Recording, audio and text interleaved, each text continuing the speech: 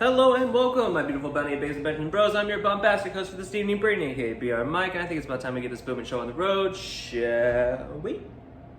Woo, that silence is almost as loud as my demons at night, but still music to my ears.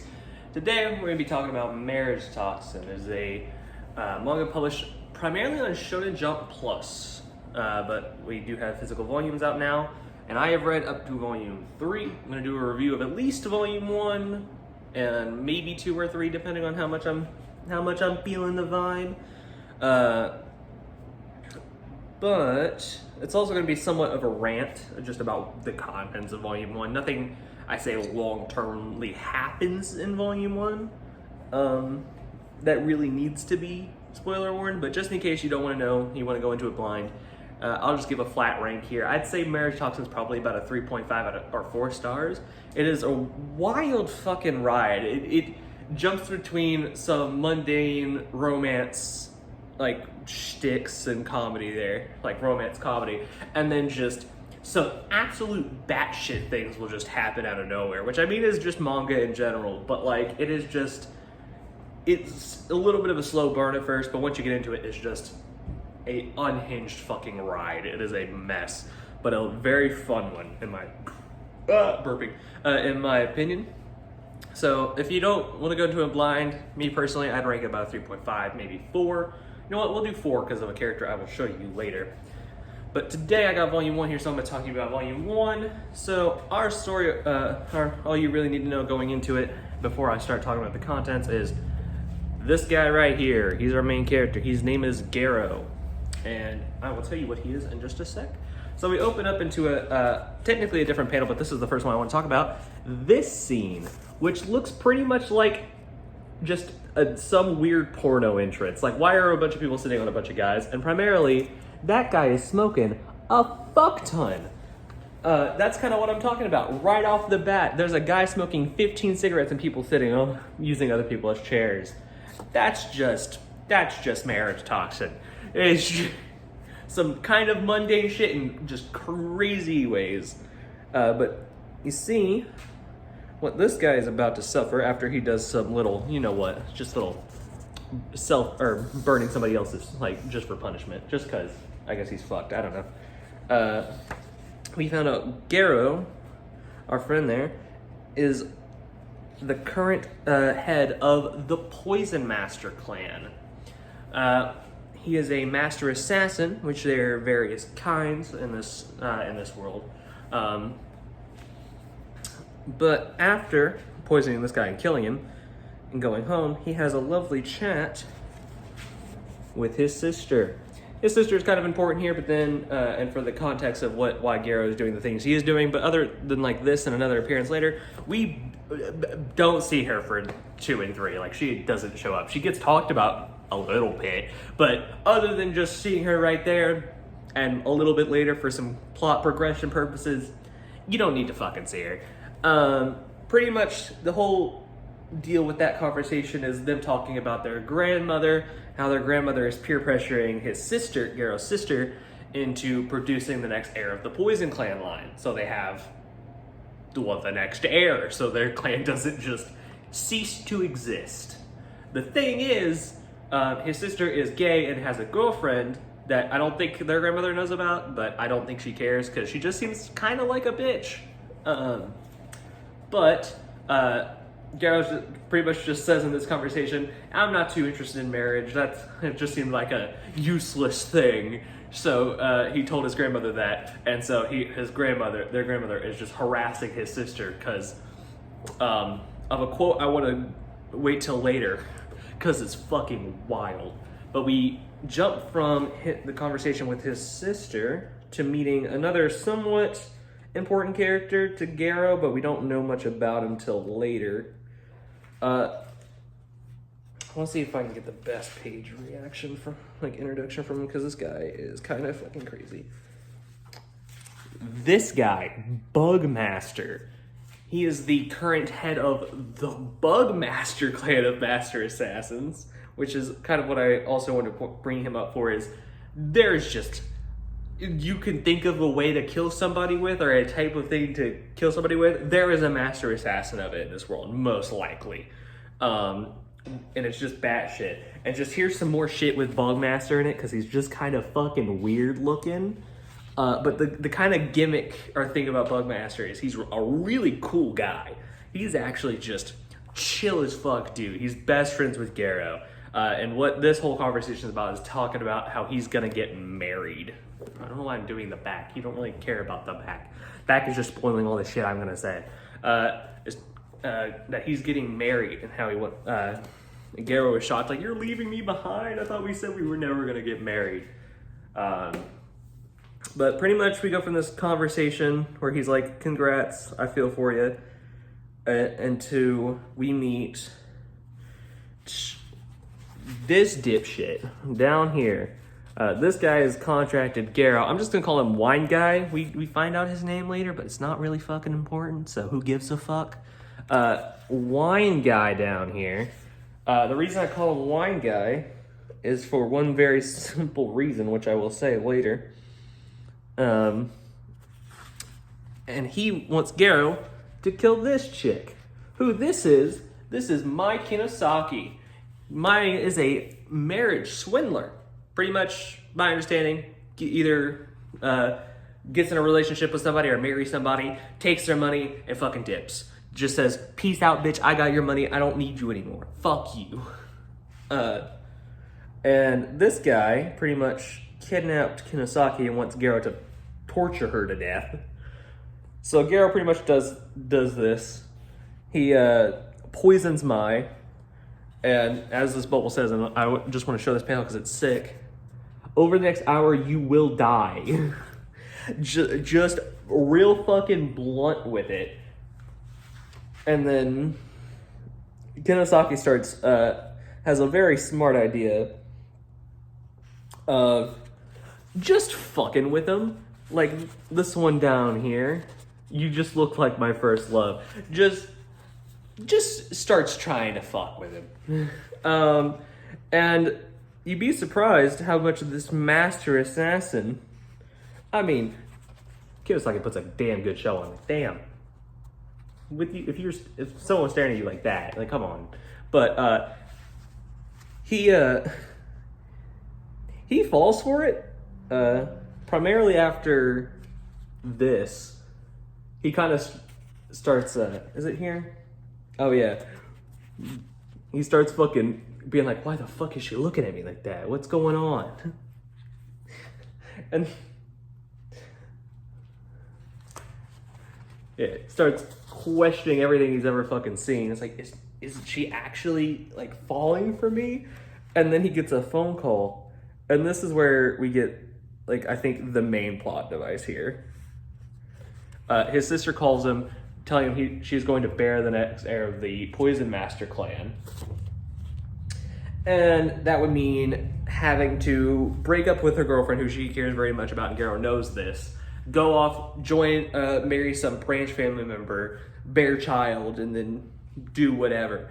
Which she is very adamant she doesn't want to do. And Garrow, who, being a really sick big brother, pretty much after this conversation says, "You can't do this, don't do this," and then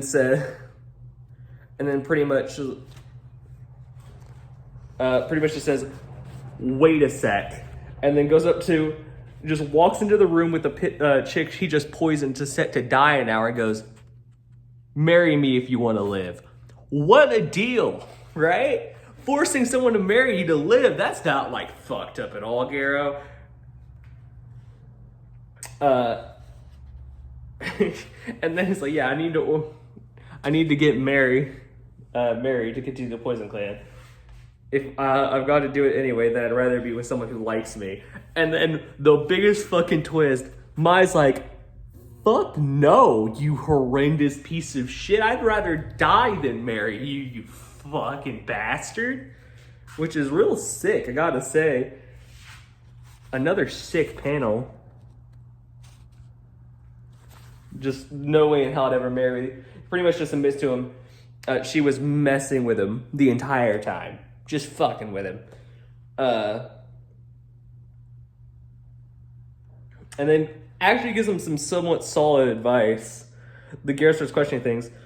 Also, you're about to see why I called him Wine Guy in a sec. So he actually like opens up a bit, starts telling Mai about all those fucking downfalls, like why he thinks he can't be married or why he never wanted to get married. But then says like he actually really does want to get married, but doesn't think anyone will fall for him because he does fucked up shit, which is fair. For a regular world shit, but what you'll find out with this manga is, like I said, crazy shit just starts happening. So, and some people he tells people that he's a poison master assassin and just kills a bunch of people, and people are just like, sick, dude. Cool. Yeah, we won't call the police or anything. Yeah, that's sick.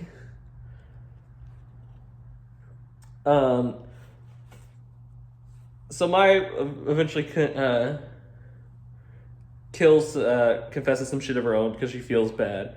And then Wine Guy comes in to pretty much be like, why the fuck haven't you killed her yet? You're a really shitty master assassin. You know that?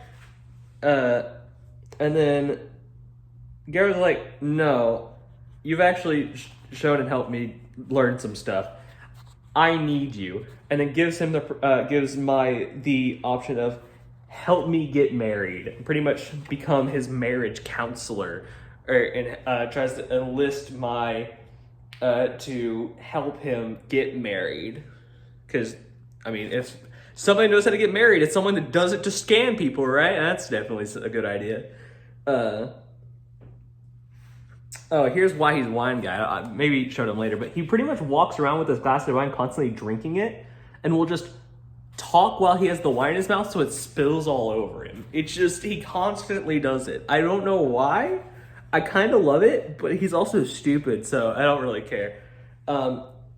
He's pretty much blabbering on about how the fuck do you plan to get out of here? There's a whole room of people and just you. And, that's when, here's him spitting out more wine. Classic Wine Guy, classic. So that's when he injects himself with something, shows off a bunch of his shit, and then proceeds to kick everyone in that room's ass. He pretty much poisons them all, saves Mai, and then Mai just asks him a bunch of shit like, you didn't kill them? Why? It's like, I don't kill people unless I'm getting paid, so I can sleep at night. So he calls his sister again, pretty much telling him he's gonna find a way, and his sister gives him some shit, but then eventually is like, thank you. But then we get one of my favorite panels in this whole first volume. I can't move my legs, so you'll need to carry me. Carry you, he says? Because he's like, right, how am I supposed to do that? He's like, oh. Piggy, and he like starts questioning a bunch of shit. Like, how the fuck do you expect me to do that? Because he doesn't want to touch women. That's fair. And then it's like, oh, in that case, don't worry, I'm a guy. Or he's like, I'm a guy. You don't need to worry about that. Garrow very reasonably goes, oh, phew, in that case. What the fuck? Cause like, that's fair.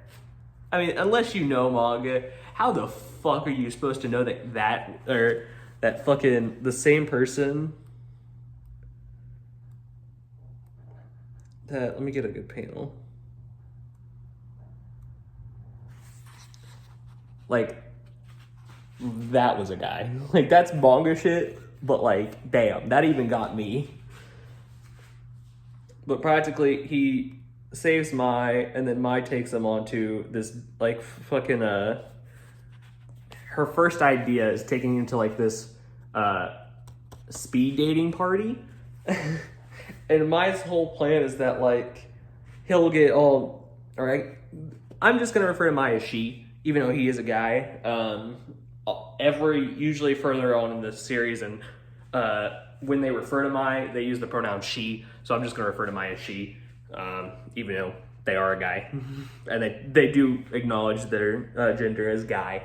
But Mai gets all dressed up and cute, gets all the guys surrounding her, because of course the guy in drag gets all the guys, as it should be. You go, guys. You might not have a fun time opening that package later. But he gets dressed up, goes to the party, and just, what a fucking stellar intro. Just dropping bank account numbers. People say this doesn't work, but depending on how big that box was a bit bigger. That might work on some people, I'm just saying. Would that some of the people be me? Probably not, because he's a guy, but you know what they say, $20 is $20, and usually I wouldn't save just for 20, but I'd have to use it, make that box a little bigger. I just realized that sounds like I keep talking to him about a box, and if you're not paying attention to the video, that sounds like I could be talking about his dick. No, I'm talking about the blank box on the page describing his annual income. But yeah, pretty much safe to say he bombed this shit. He fucking did horrible.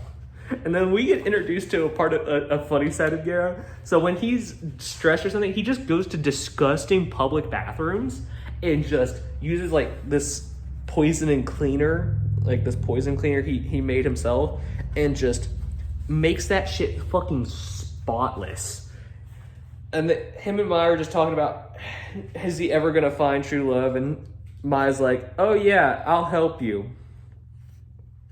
But anyway, smash cuts from that to Mai's getting kidnapped again. Are you surprised? Are we really fucking surprised?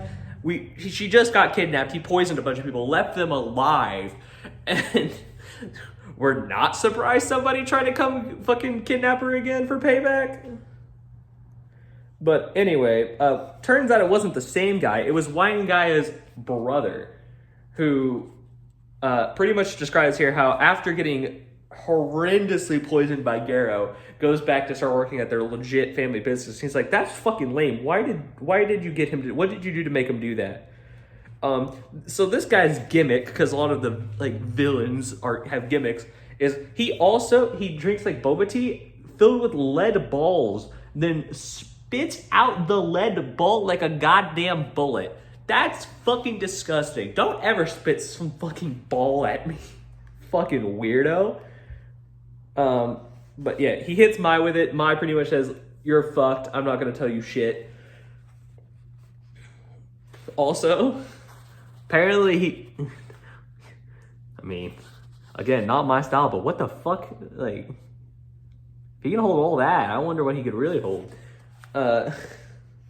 But also, we find out he's strong enough to bite through those lead balls. All the ones here, just bites through a bunch. His teeth should be fucking cracked. I don't know how the fuck he can do that. Then we see some vor shit. But then, and this is kind of what I'm talking about, crazy shit. He's sitting there with this bottle of cleaner he used to clean it, but he kind of foreshadowed this later, but I'll say it after he does it. It cuts from him standing there to him cutting the fucking car in half with that fucking bottle of cleaner. He said it was a poison he made that the condensed version could cut through steel. So that is something that was foreshadowed. But holy shit, I was not expecting him to cut through a goddamn car. What the fuck? Right? I'm not crazy. Cutting through a goddamn car with a bottle of cleaner, even for manga shit, that's crazy. That's just fucking bullshit. Not really. Half the shit Luffy does is crazier. We do get this very pretty double page art. But anyway, he saves the other guy's like, oh yeah, I think I'll also go work for the family company, because after that, I don't want to fuck with that guy. So then Mai takes him on a practice date here, this fucking boat, which is an art gallery. It's just a boat art gallery on a boat. She teaches him some lessons about stuff. You get introduced to like this guy. She uses this guy as a metaphor or not. He's this fucking absolutely unhinged weirdo that's like a famous artist. So a bunch of people want to fuck him. And then it shows him getting like crowded around and like how his wife's left out. And then eventually it ends by like him and his wife leaving all together, all pretty like. But then Mai reveals her grand plan to him, that the way he's gonna meet people to hopefully hook up with is by saving people. That is his charm, is that when he saves people, he looks pretty. Also, very cute reaction face.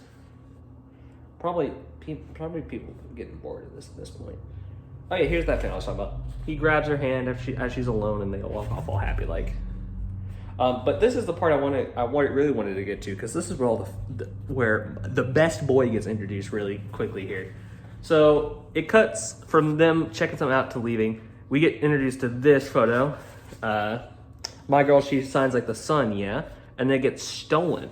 And the people on the boat are like, what the actual fuck? Or it's this art thief that keeps stealing our shit. Don't let her get away. I forgot her name, which is sad because I actually did like her. Himikawa. So she's getting away, says she's on the radar. You want to know how this bitch gets away? It's crazy. You ready? She's riding a goddamn shark. She's just riding a goddamn shark. His name's Chomsky. He's the best boy. And if anyone fights me on this, are you blind? How can you not love Chomsky? He's just the GOAT. He is just the GOAT. He is best boy. I don't care. Chomsky is the man.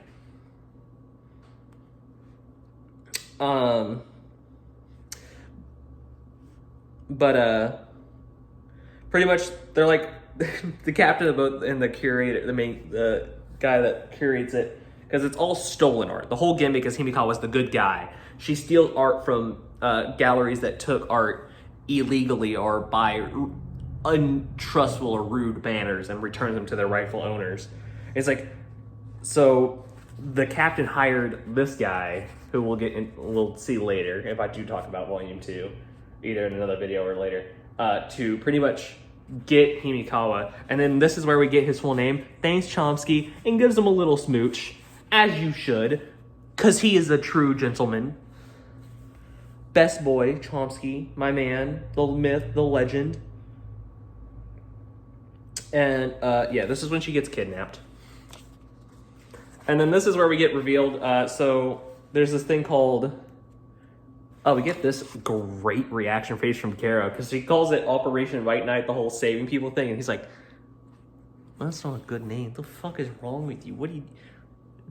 Disgusting. Fucking disgusting. I know I just keep talking about reaction faces, but like, look at her. Look at her. Isn't that just fucking precious? But this is where we get introduced to another somewhat plot relevant thing. This is the dark nav. It's pretty much just a job listing for the dark web. How it's not taken down and cops use this to get people all the time. We don't know. We don't really care about the cops here. We just kind of kill people. And they don't care. How the cops don't know about the dark nav is crazy. But yeah, you just get basic job listings and stuff. But then that's when they find saving Himikawa, the art thief job, from her technically helping crew, but kind of just fan club. Primarily this guy. They posted a small bounty. The room was empty. No one came. And Gara was like, yeah, I'll do it. And he tells them he's the boys master. I'm like, what? Huh? The fuck? And they're like, we can't sell. All we have to make your fee is selling the organs. He's like, oh, that's cool, dude. And then he's like, you still haven't answered the most important questions. He raises his hand. You still haven't answered the most important questions. Is your boss into guys with glasses? Asking the important questions. I know I don't have it on here, but I do have the glasses. So important questions. Yeah, does Himikawa like guys with glasses? And then we cut to pretty much Himikawa being tied up. This guy licking a painting for some reason. Also trying to like force Himikawa into like doing. I mean, you can read the panel. It's fuck shit. Okay, it's just it's fucked villain shit. We've seen SAO season 2. It's fucked villain shit. Okay, it's not cool. I'm not saying it's cool, but also I'm also more just talking about why the fuck is he licking a painting?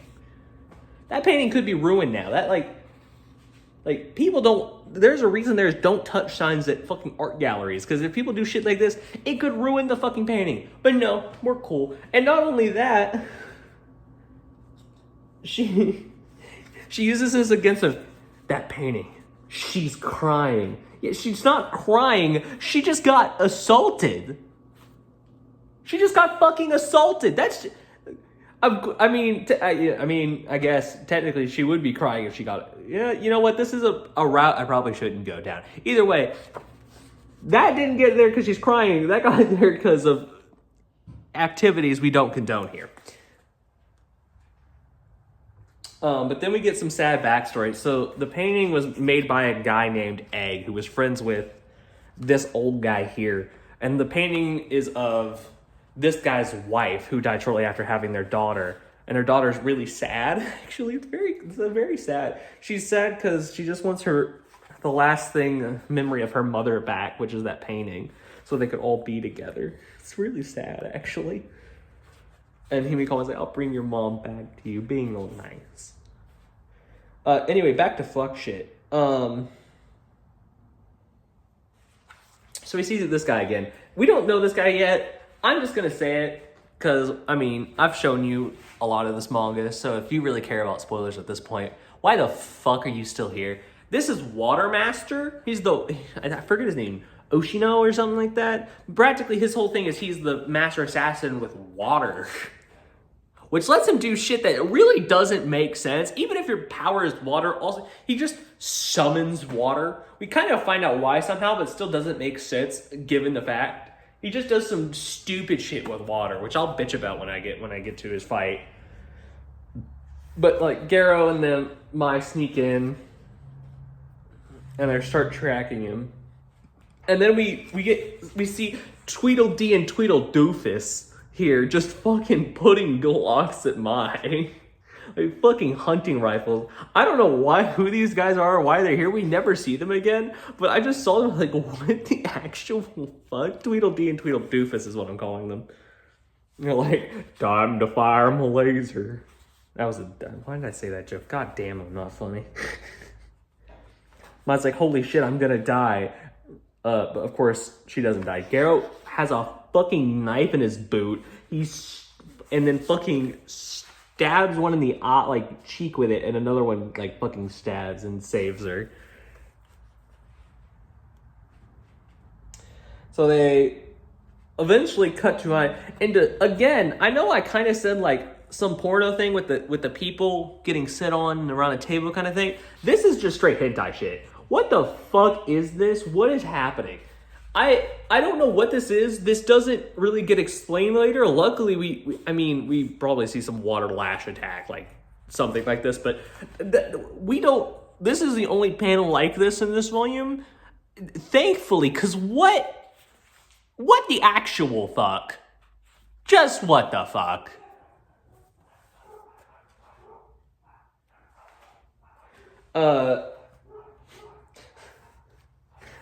Stop Ushino as he's fucking drowning her.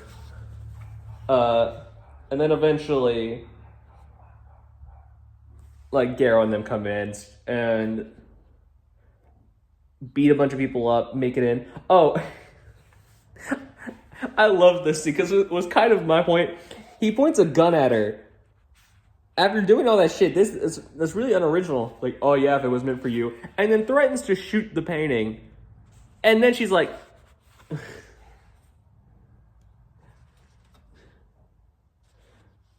And then she's like, yeah, fine, to save the painting, I'll do whatever you want.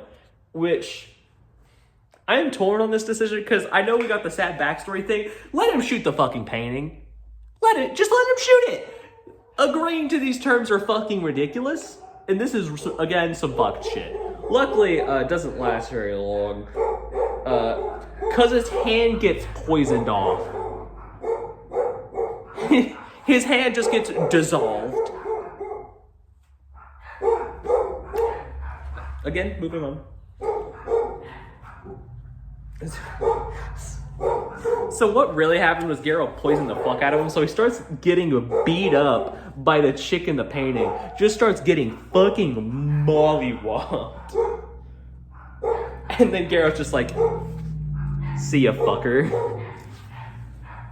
And so he starts saving Himikawa. And then that's when we see Watermaster Ushiro come out to start what is the main fight going on. Oh, and here's that, like, if you care about it, here's the names of, like, Wine Guy and his stupid Boba brother. So I should explain this. So every fight, Geralt pricks himself with a needle. We just kind of assume, at least I assumed, it was like some just poison, like steroids, like a drug enhancement. What it really is he's just fucking poisoning himself. We find out a little later in this fight, it is just straight fucking poison that because of his long lineage of poison masters, what they did is they built up like a fucking resistance to it. And like the weaker he becomes, and like the closer to death he becomes, the stronger he is, or some shit like that. It is just fucking crazy. He just injects copious amounts of poison into himself, and it's just opposite day, I guess, and he can just start beating the shit out of people. Cause guess what? Fuck you.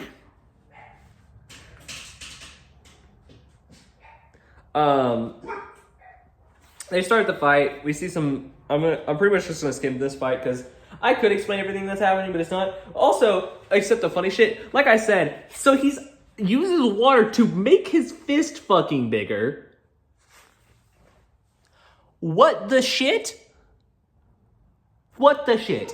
What the shit? What do you mean you use water to make your fist fucking ginormous? What?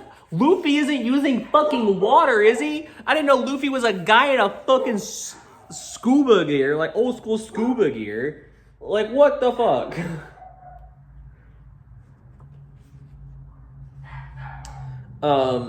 So Geralt's all beat the fuck up after that, which is fair, after getting hit with that big ass punch. And then out of nowhere, the poison master is like, "Hi, I'm this guy. I know you're wondering how I got here, right?" But anyway, he pretty much says, "I'll pay you 10 times the amount the people that hired you will to let you leave the fuck out of here so I can kill this bitch." And Geralt's like, pretty much goes on this whole monologue. Oh, yeah, this is where we get it. Mai sees the poison and he was like, "Oh, I'll grab it for Garo." Garo, don't fucking touch that. And he's like, "Oh, I see, that drug. It's just pure poison, isn't it?" I'll just read this part because showing you is not important. The Poison Master modified bloodline reacts to the tiniest dose of lethal poison and boosts their physical abilities. Isn't that right? An evolutionary adaptation for survival. It's not anything as nice as that. It's a reminder that we finish off the target before we die. And this is Garo talking. It's a reminder that we better finish off that target before we die. It's a curse. And the guy's like, "Curse? Modified bloodlines are fucking sick." So that's like, I guess the power system of this manga is modified bloodlines. Because a lot of people he fights are other masters. This one is Water Master. We fight another master or two later on, or see them. And like the whole gimmick is that they've been so long lineage bloodlines that they've adapted to special abilities or getting special traits that give them basically superpowers, but they're just called modified bloodlines. Like Garo being able to fucking stick himself with 10 tons of black tar heroin and just becoming the Hulk. That's not what happens, but it practically should be. I don't know why the fuck he isn't doing that. That sounds a lot more fun than just some random undescribed pure poison. Also, this guy starts just spawning words out of fucking water. I think it's cool, but like, what the fuck are you doing? Oh, and then eventually, after they're standing there and they're talking, Gyarados is like, I'm done talking. Eat shit, dumbass. And so, oh yeah, fucking railgunning water out of his suit. Which also, he talks about, I don't know if this is here or later, Water Master Ushiro talks about how his suit is airtight, so poison gas doesn't work on it, and it has multiple layers. So how the fuck, because we also find out, should I reveal this? Yeah, I'm gonna reveal this because this is somewhat important for my rant. He has like a skin condition that when he's supposed to air, he gets like fucking rashes and fucked up all over. So this fucking like suit he wears right here, this like submarine suit, is multiply layered and just filled with water. And he wears it all the time. So how the fuck, if it's airtight and has multiple layers, are you fucking hydro pumping shit out of this goddamn suit, you fucking dumbass? I guess that's how he got his fist bigger. Because it's just water. No, that's still stupid. Fuck you, manga writers. That's still stupid. I don't care. You know what? I'm still calling bullshit on that. Because you see veins. That ain't just pure water. If it was pure water, what? Is he molding it to look like fucking veins? I mean, that'd be pretty fucking dope, but like, what the fuck? Right? I'm not crazy. No, I'm not crazy. That's just some bullshit. Oh yeah, some more shit proving that I'm not fucking crazy. He's just fucking lying. Either he's lying or this is the stupidest fucking power I've ever seen. Most nondescript power I've ever seen in my life. I usually don't care, but fucking, that is stupid as shit. Oh, oh fuck, what is this? Oh yeah. And this is where he fucks up and sets Garo off. Water Master, this Himikawa is a big client or knows something more. Is she your lover? And Garo reacts with throwing a needle, pricking him with it, and then he goes, what kind of poison is this? And then literally next panel, he gets the knife boot, or the fucking dress shoes knife right to the fucking dome. Like I said, it was multi-layered, so it doesn't actually hit him yet, but fucking sick either way. And he's like, maybe she'll become my special someone one day. And